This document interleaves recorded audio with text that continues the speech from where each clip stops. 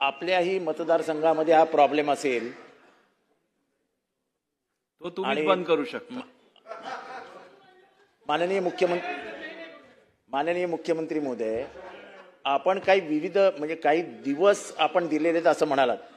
मी एक specific point out करतोय आणि अध्यक्ष महोदय आपणही लक्षात घ्या की आपण जो ख्रिश्चन समाजाला 12 वाजेस्तोवर त्यांचा ख्रिसमसचा जो मास असतो तो 24 तारखेला 12 वाजता असतो. पण आपल्या जो GR जो काय आहे त्याच्यामध्ये तारीख आहे 25. त्या नाही सर मी करतो दरवर्षी, मला प्रॉब्लेम येतो हा. तर तो तारीख 25 लिहिलेली आहे आपल्या कायद्याने.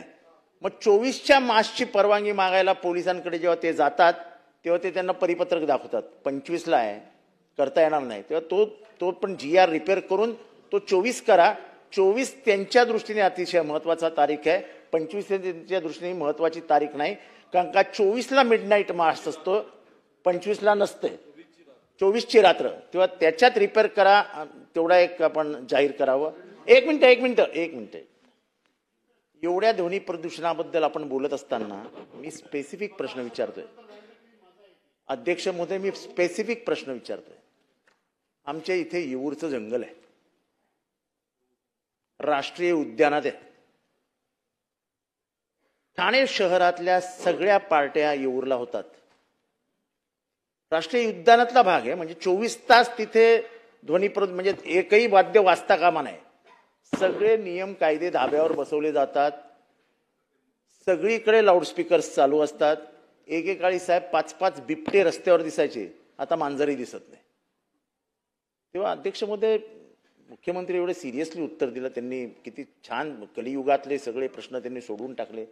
आता हा कलियुगातलाच प्रश्न आहे साहेब. तेव्हा आपण ह्या येऊरच्या बाबतीत काहीतरी आदेश द्या.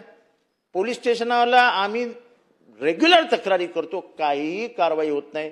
याच्यावरती काहीतरी उपाययोजना करा. आणि जसं आपण सांगितलं, प्रत्येक CP एरियामध्ये एक भरारी पथक करा. का उत्तर काय येतं, आमच्याकडे स्टाफ नाही आहे, काय करू. अहो तुम्हाला दिसतंय तिथे लाऊडस्पीकर DJ लावून नाचतायत, 10 वाजून गेलेले आहेत आणि नॅशनल पार्कचा हिस्सा आहे.